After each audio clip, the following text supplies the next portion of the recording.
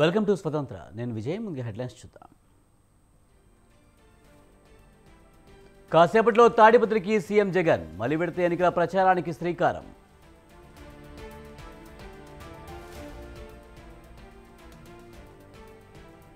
Malkajgiri road షోలలో పాల్గొననున్న CM. సాయంత్రం కార్నర్ మీటింగ్లో రేవంత్ ప్రసంగం.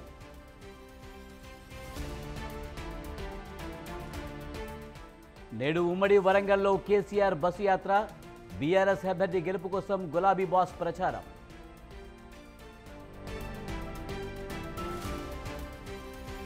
మూన్షైన్ పబ్లో మందుబాబుల గొడవ. యువతి విషయంలో ఘర్షణ.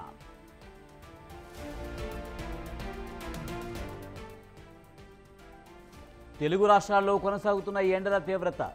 రానున్న 5 రోజులు మరింత పెరిగే అవకాశం.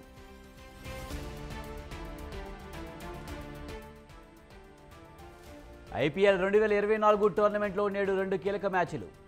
చెన్నై సూపర్ కింగ్స్ జట్టుతో తలపనున్న సన్ రైజర్స్.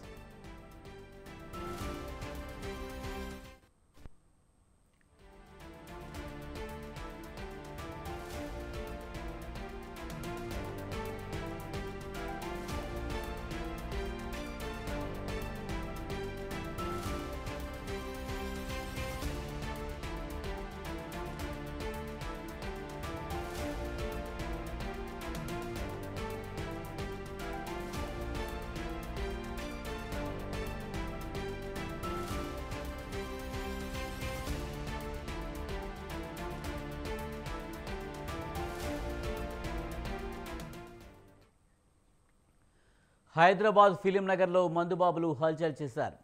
మూన్షైన్ పబ్లో మందుబాబుల మధ్య ఘర్షణ తలెత్తింది. పబ్లో యువతి విషయంలో ఘర్షణకు దిగిన మందుబాబులు యువతితో డ్యాన్స్ చేస్తున్న వ్యక్తిని అడ్డుకోవడంతో ఘర్షణ చెలరేగింది. ఈ దాడిలో 3 వ్యక్తులకు తీవ్ర గాయాలు కావడంతో స్థానిక ఆసుపత్రికి తరలించారు. ఈ విషయం తెలుసుకున్న పోలీసులు కేసు నమోదు చేసుకుని నిందితులను అదుపులోకి తీసుకున్నారు.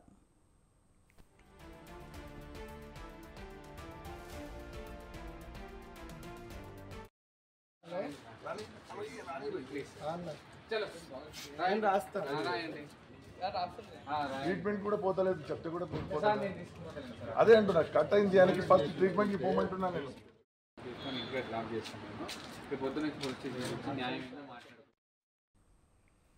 హైదరాబాద్ ఫిలిం నగర్లో మందుబాబులు హల్చల్ చేశారు. మూన్షైన్ పబ్లో మందుబాబుల మధ్య ఘర్షణ తలెత్తింది.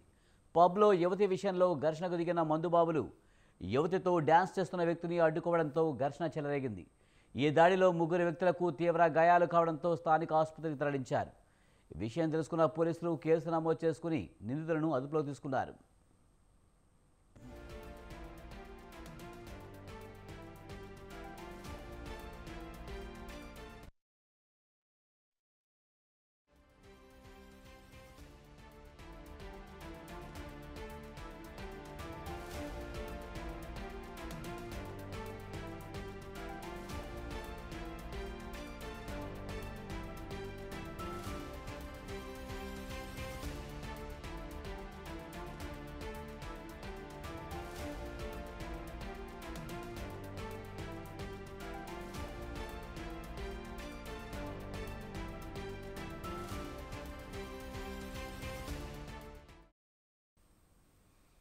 సార్వత్రిక ఎన్నికల్లో మరోసారి చారిత్రక విజయంతో అధికారంలోకి రావడమే లక్ష్యంగా వైసీపీ అధ్యక్షుడు ఏపీ సీఎం జగన్ మలి విడత ఎన్నికల ప్రచారానికి సిద్ధమయ్యారు. అనంతపురం జిల్లా తాడిపత్రిలో వైఎస్ఆర్ సర్కిల్లో ఆదివారం ఉదయం 10 గంటలకు నిర్వహించే బహిరంగ సభతో ఈ ప్రచార భేరీ మోగించనున్నారు. రాష్ట్రంలో 175కు 175 అసెంబ్లీ స్థానాలు, 25కు 25 లోక్సభ స్థానాల విజయమే లక్ష్యంగా ప్రచారం సాగించనున్నారు.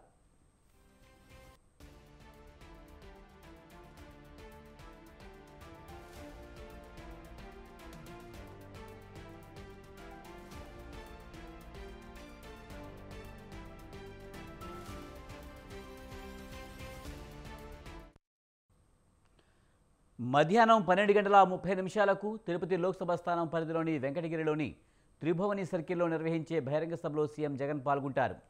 అనంతరం నెల్లూరు లోక్సభ స్థానం పరిధిలోని కందుకూరు కేఎంసీ సర్కిల్లో జరిగే సభలోనూ సీఎం జగన్ పాల్గొంటారు. సార్వత్రిక ఎన్నికలకు వైఎస్ఆర్సీపీ శ్రేణులను సన్నద్ధం చేయడమే లక్ష్యంగా సీఎం జగన్ ప్రచారంలో దూసుకు వెళ్తున్నారు.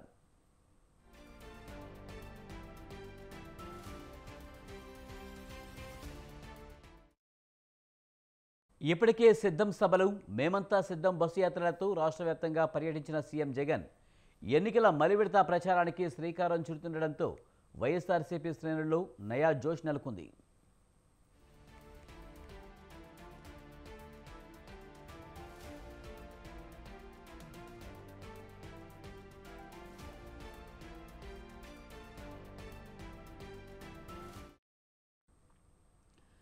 సీఎం జగన్ రేపు అనకాపల్లి, డాక్టర్ బిఆర్ అంబేద్కర్ కోనసీమ, గుంటూరు జిల్లాల్లో ఎన్నికల ప్రచారం నిర్వహిస్తారు.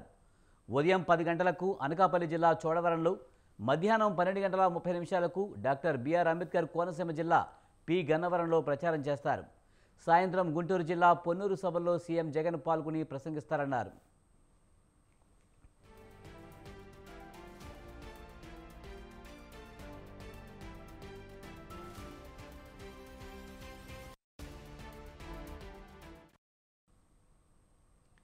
ఎన్నికల తొలి విడత ప్రచారంలో భాగంగా గత నెల 27న వైఎస్ఆర్ జిల్లా ఇడుపులపాయలో మహానేత వైఎస్ రాజశేఖర రెడ్డి ఘాటు వద్ద నుంచి సీఎం జగన్ ప్రారంభించిన మేమంతా సిద్ధం బస్సు యాత్ర 23 జిల్లాల్లో 86 నియోజకవర్గాల్లో 2188 కిలోమీటర్ల దూరం సాగింది. ఈ నెల 24న శ్రీకాకుళం జిల్లా అక్కవరం వద్ద ముగిసింది. 22 రోజుల పాటు 23 జిల్లాలు 86 నియోజకవర్గాల్లో 2188 కిలోమీటర్ల మేర సాగిన బస్సు యాత్ర పొడవునా ప్రజలు సీఎం జగన్కు బ్రహ్మరథం పట్టారు. తాజాగా మలివిడత ప్రచారానికి సిద్ధమయ్యారు.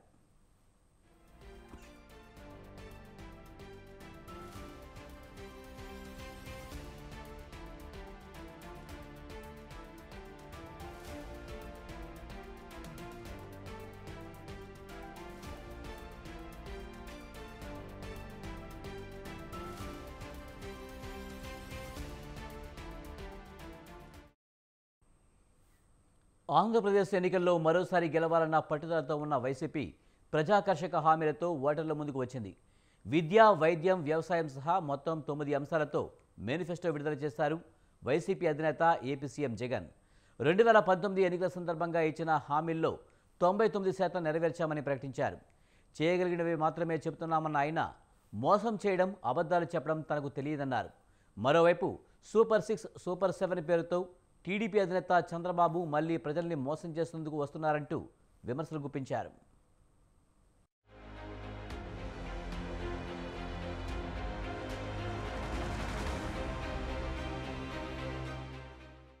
మేనిఫెస్టో అనేది తమకు భగవద్గీత, బైబిల్, ఖురాన్ లాగా ఎంతో ముఖ్యమైందన్నారు ఏపీ సీఎం జగన్. మరికొద్ది రోజుల్లో ఏపీ అసెంబ్లీతో పాటు పార్లమెంట్ ఎన్నికలు జరగనున్న నేపథ్యంలో మేనిఫెస్టోను విడుదల చేశారాయన. 2019లో మేనిఫెస్టోలో చెప్పిన మేరకు 99% హామీలను అమలు చేసినట్లు చెప్పుకొచ్చిన ఆయన 58 నెలల్లో ఎన్నో పథకాలను డోర్ డెలివరీ చేశామన్నారు. 2,70,000 కోట్ల రూపాయలు డీబీటీ ద్వారా అందించామన్నారు. 2019లో ఇచ్చిన ఈ వాగ్దానాలన్నీ కూడా ఎంతో నిష్ఠగా మనం అమలు చేశాం. ఏ స్థాయిలో ఇది అమలు చేశాము అనంటే, ఈ మేనిఫెస్టో అన్నది ప్రతి ప్రభుత్వ కార్యాలయంలో ఉన్న ప్రతి ఇంపార్టెంట్ అధికారి దగ్గర ఈ మేనిఫెస్టో ఉంది. ఏ స్థాయిలో ఇది అమలు చేశాము అనంటే, ఈ మేనిఫెస్టో అన్నది రాష్ట్రంలో ఉన్న ప్రతి ఇంట్లో కూడా ఉంది. ప్రతి సంవత్సరం తర్వాత ఇదిగో ప్రోగ్రెస్ రిపోర్ట్, ఇదిగో అక్క, ఇదిగో చెల్లెమ్మ, ఇదిగో ప్రోగ్రెస్ రిపోర్ట్, ఇదిగో మా మేనిఫెస్టో, చెప్పినటువన్నీ మీరే టిక్ చేయండి అని మొట్టమొదటి సంవత్సరంలో 88%, 85%, 86% మొట్టమొదటి సంవత్సరంలో టిక్కు పెడితే, చివరికి వచ్చేసరికి 99% పైచిలకు మేనిఫెస్టోను మనం ఇంప్లిమెంట్ చేసి ప్రజల చేతుల్లో ఇచ్చిన పరిస్థితి. మేనిఫెస్టోలో ప్రకటించిన ముఖ్యమైన అంశాల విషయానికొస్తే, వైఎస్ఆర్ చేయూత పథకం కింద 4 విడతల్లో ఇచ్చే మొత్తాన్ని 75,000 నుంచి 1,00,000కు పెంచుతున్నట్లు ప్రకటించారు జగన్. కాపు నేస్తం పథకం కింద అందిస్తున్న సహాయాన్ని 4 దఫాల్లో 60,000 నుంచి 1,20,000కు పెంపుదల చేయనున్నారు. కాపు నేస్తం ఇకపై 1,20,000 వరకు, ఇంతకుముందు 4 దఫాల్లో 60,000 ఇచ్చాం. ఈ పీరియడ్లో మళ్ళీ వచ్చే పీరియడ్లో మళ్ళీ 4 దఫాల్లో మరో 60,000తో 1,20,000 వరకు పెంపు. వైసీపీ ప్రభుత్వం ఎంతో ప్రతిష్టాత్మకంగా భావించే అమ్మఒడి పథకం కింద ఇచ్చే మొత్తాన్ని పెంపుదల చేసింది. ఇప్పుడున్న 15,000 నుంచి 17,000కు పెంచింది. ఈబీసీ నేస్తం కింద ఇచ్చే మొత్తాన్ని 4 దఫాల్లో 45,000 నుంచి 1,05,000కు పెంపుదల చేయనున్నట్లు ప్రకటించారు. ఇక వైఎస్ఆర్ సున్నా వడ్డీ పథకం కింద 3 లక్షల రూపాయల వరకు రుణాలు ఇవ్వనున్నారు. పెన్షన్లను 2 విడతలుగా పెంచి 3,500 ఇవ్వనున్నారు. 20,000 వరకు పెంపు. వైఎస్ఆర్ ఈబీసీ నేస్తం 58 నెలల కాలంలో 3 దఫాల్లో 45,000 ఇచ్చాం. ఇప్పుడు మళ్ళీ ఈ 5 ఏళ్లలో ఈ 4 దఫాల్లో మరో 60,000 ఇస్తూ 1,05,000 వరకు దాన్ని పెంపు. జగనన్న అమ్మఒడి, ఇది ఇంతకుముందు 15,000 రూపాయలు ఉండేది అమ్మఒడి. 13,000 అక్క చెల్లెమ్మల చేతికి నేరుగా ఇచ్చే పరిస్థితి. మరో 2,000 వాళ్ళ స్కూలు బాగోగుల కోసం SMF, TMF, school maintenance fund, toilet maintenance fund కింద తల్లులకే ప్రశ్నించే హక్కు కల్పిస్తూ వాళ్ళ గవర్నమెంట్ బడుల స్కూల్స్ మెయింటెనెన్స్, టాయిలెట్ మెయింటెనెన్స్ కోసం 2,000 రూపాయలు వాళ్ళకు ప్రశ్నించే హక్కు కల్పిస్తూ వారి తరపున ఇచ్చే కార్యక్రమం. ఆ అమ్మఒడి 15,000 కాస్త 17,000. రైతులపైన మేనిఫెస్టోలో వరాలు కురిపించారు. రైతు భరోసా కింద ఇచ్చే మొత్తాన్ని 16,000 నుంచి పెంచకపోయినా కౌలు రైతులకు కూడా వర్తింపజేస్తామని ప్రకటించడం కీలక అంశంగా మారింది. మత్స్యకారుల భరోసా కింద ఇచ్చే మొత్తాన్ని రాబోయే 5 ఏళ్లలో 50,000 నుంచి ₹1,00,000 పెంచనున్నట్లు తెలిపారు. వాహనమిత్ర కింద చేసే సహాయాన్ని 50,000 నుంచి 1,00,000కు పెంచనున్నారు. అర్హులైన వారికి ఇళ్లు ఇవ్వడం కొనసాగించనున్నట్లు మేనిఫెస్టోలో తెలిపారు. వైఎస్ఆర్ కళ్యాణమస్తు, షాదీ తోఫా సహా మరికొన్ని ఇతర పథకాలను కొనసాగించనున్నట్లు ప్రకటించారు వైసీపీ అధినేత వైఎస్ జగన్. వాహనమిత్ర కింద సొంత ఆటో, సొంత టాక్సీ నడుపుకుంటా ఉన్న వాళ్లకు ఈ 58 నెలల కాలంలో ఇప్పటిదాకా 50,000 ఇచ్చాం. దీన్ని ఈ నెక్స్ట్ వచ్చే 5 ఏళ్ల కాలంలో కూడా మరో 50,000 ఇస్తూ దాన్ని 1,00,000 వరకు తీసుకొని పోతాం. దీనివల్ల మత్స్యకార భరోసా వల్ల దాదాపుగా 2,43,000 మందికి మత్స్యకారులకు కుటుంబాలకు మంచి జరిగిస్తూ 538 కోట్ల రూపాయలు ఇవ్వడం జరిగింది. సిమిలర్గా ఈ వాహనమిత్ర కార్యక్రమం ద్వారా 5 ఏళ్లలో 2,76,000 మందికి మంచి జరిగిస్తూ 1,300 కోట్ల రూపాయలు వాళ్ళకి ఇవ్వడం జరిగింది. మేనిఫెస్టో విడుదల సందర్భంగా గతంలో టీడీపీ, జనసేన, బీజేపీ ఉమ్మడి మేనిఫెస్టోపై సెటైర్లు వేశారు జగన్. ప్రజల్ని మోసం చేసేందుకు చంద్రబాబు మరోసారి సూపర్ 6, సూపర్ 7 పేరుతో వస్తున్నారంటూ ఎద్దేవా చేశారు. సాధ్యం కాని హామీలను చంద్రబాబు ఇస్తున్నారని, తనకు అలా అబద్ధాలు చెప్పడం, మోసం చేయడం తెలియదన్నారు జగన్. ఈ డాక్యుమెంట్ బహుశా మీ అందరికీ కూడా 2014లో సాక్షాత్తు ఇదే ముగ్గురు కూటమిగా ఏర్పడి 3 ఫోటోలు పెట్టి కింద చంద్రబాబు నాయుడు గారి సంతకం కూడా కనిపిస్తుంది.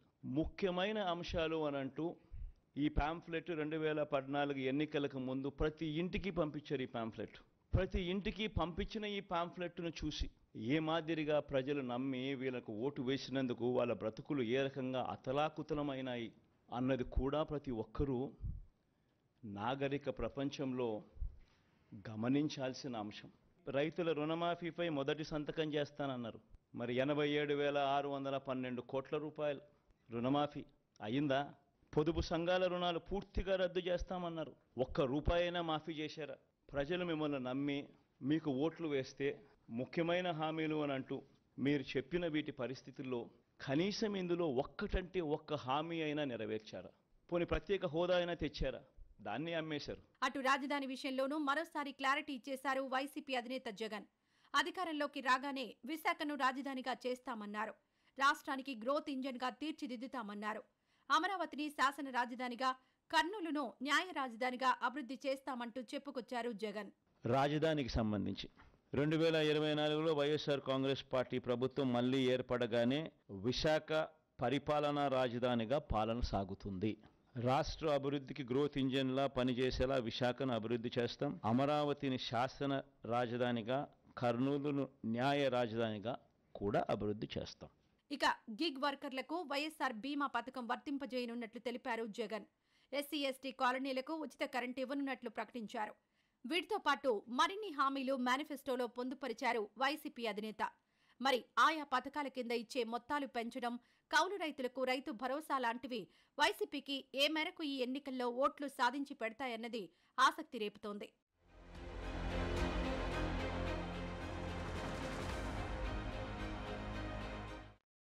బీజేపీపై సీఎం రేవంత్ రెడ్డి సంచలన వ్యాఖ్యలు చేశారు.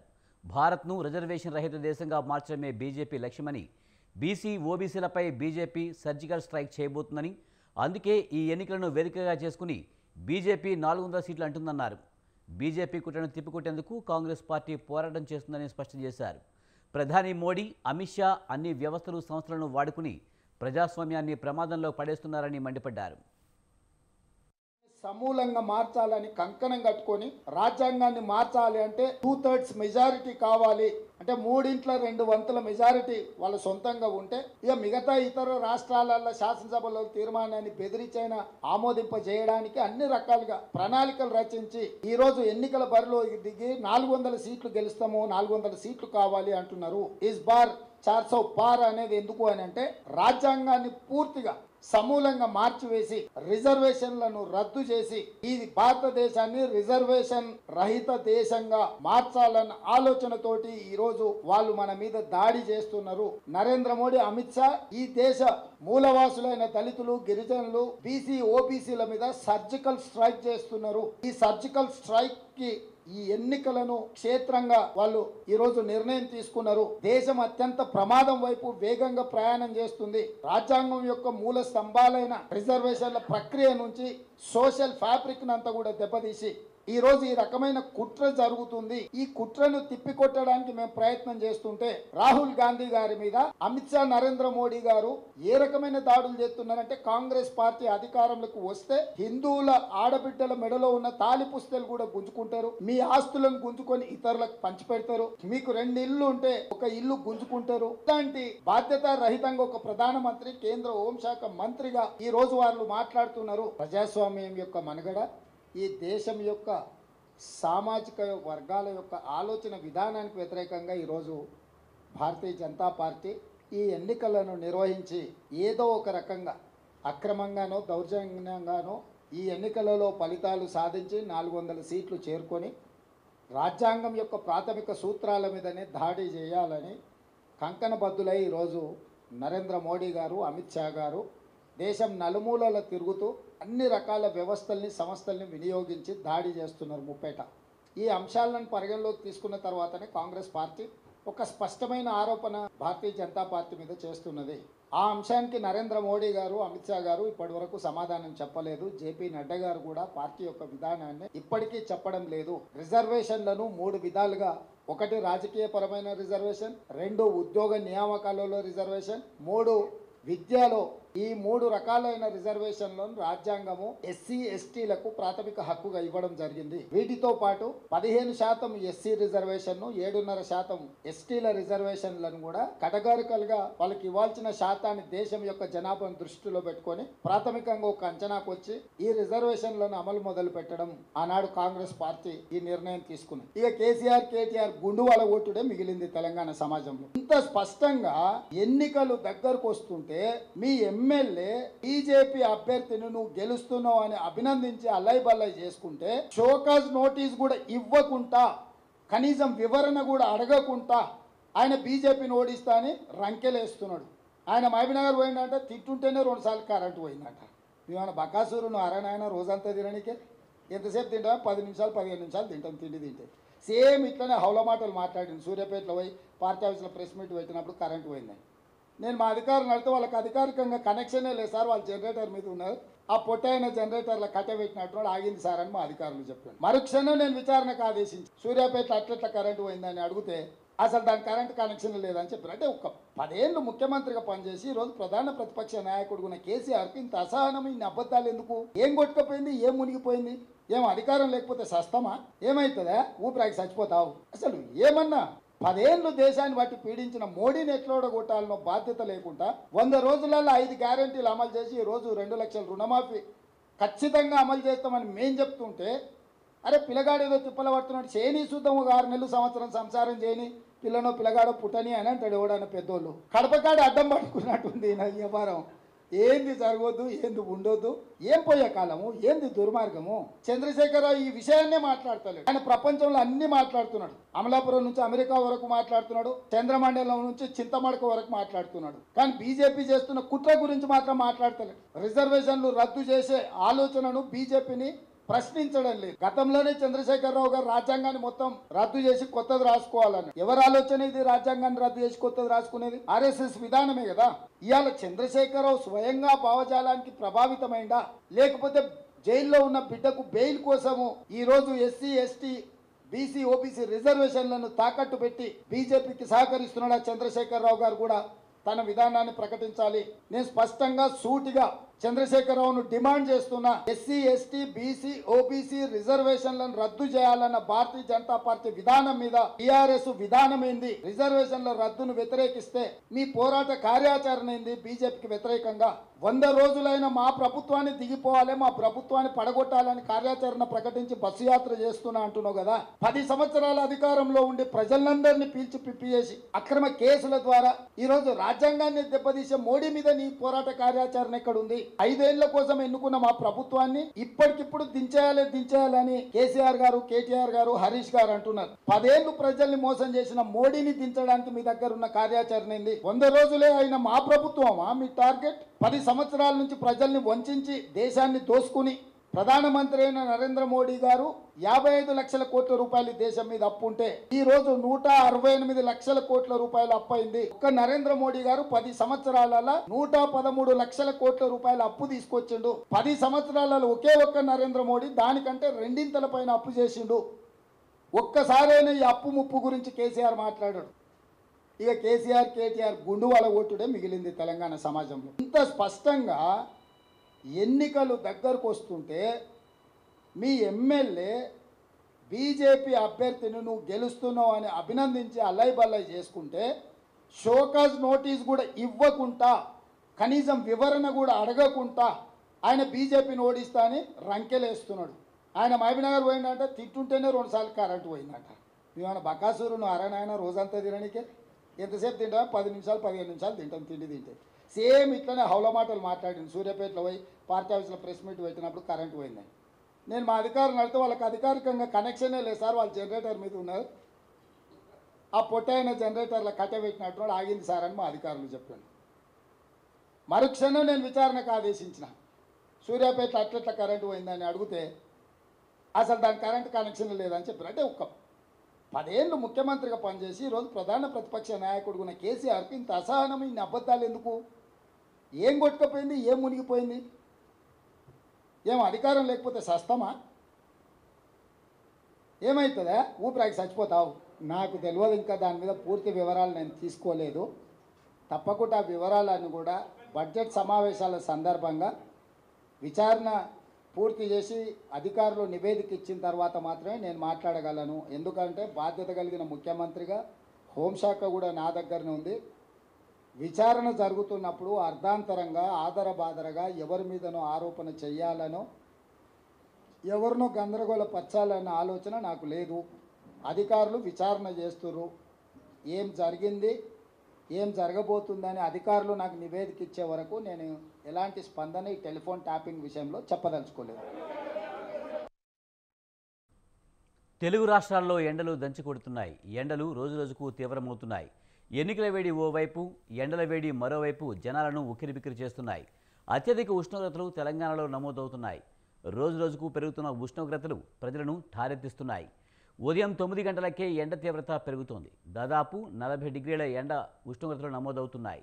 పలు జిల్లాల్లో 45 డిగ్రీలను దాటి నమోదవుతున్నాయి.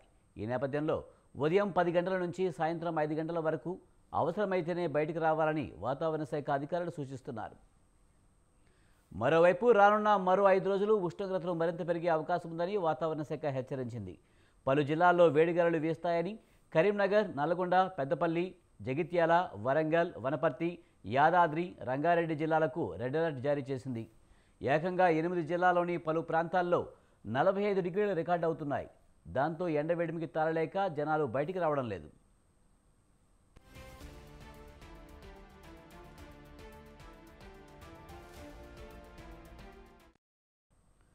పలు జిల్లాల్లో పగటి ఉష్ణోగ్రతలు సాధారణం కన్నా 3-5 డిగ్రీలు ఎక్కువగా నమోదవుతుండగా వచ్చే 5 రోజుల్లో మరో 2-3 డిగ్రీలు పెరిగే అవకాశాలున్నాయి. 45 డిగ్రీలు దాటిన కరీంనగర్, పెద్దపల్లి, నల్గొండ, జగిత్యాల, యాదాద్రి, వరంగల్, వనపర్తి జిల్లాలకు రెడ్ హెచ్చరికలు జారీ చేసిన వాతావరణ శాఖ 25 జిల్లాలకు ఆరెంజ్ ప్రకటించింది. ప్రజలు అత్యవసరమైతే తప్ప ఉదయం 10 గంటల నుంచి సాయంత్రం 5 గంటల వరకు బయటకు రావద్దని విజ్ఞప్తి చేసింది. గతేడాది ఇదే సమయంలో నమోదైన ఉష్ణోగ్రతలతో పోల్చితే 5-7 డిగ్రీలు మించి ఉంటున్నాయి. సాధారణ గరిష్ట ఉష్ణోగ్రతలకు 2 డిగ్రీలు పెరిగితేనే ప్రజలు అల్లాడిపోతారు. మంచిర్యాల, నిర్మల్, నిజామాబాద్, జగిత్యాల, సిరిసిల్ల, కరీంనగర్, పెద్దపల్లి, భూపాలపల్లి, ములుగు, కొత్తగూడెం, ఖమ్మం, నల్గొండ, సూర్యాపేట, మెదక్, కామారెడ్డిలో తీవ్రమైన వడగాలులు కొనసాగుతాయని అధికారులు తెలిపారు. నాగర్ కర్నూలు, వనపర్తి, నారాయణపేట, గద్వాలలో వడగాలులు వీస్తాయని చెప్పారు.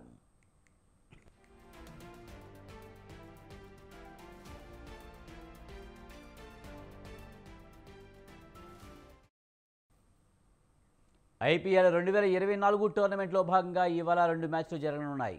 మొదట Gujarat Titan versus royal Challengers Bengaluru జట్ల మధ్య మ్యాచ్ జరగనుంది. ఈ మ్యాచ్ మధ్యాహ్నం 3:30 గంటల ప్రాంతంలో ప్రారంభమవుతుంది. ఈ మ్యాచ్ అహ్మదాబాద్లోని నరేంద్ర మోడీ స్టేడియం వేదికగా జరగనుంది.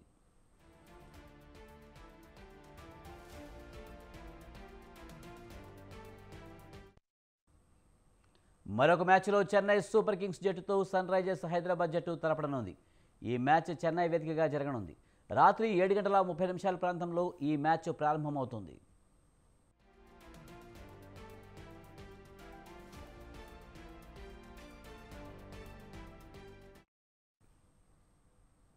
ఇవి ఈ బులెటిన్ విశేషాలు. చూస్తూనే ఉండండి స్వతంత్ర.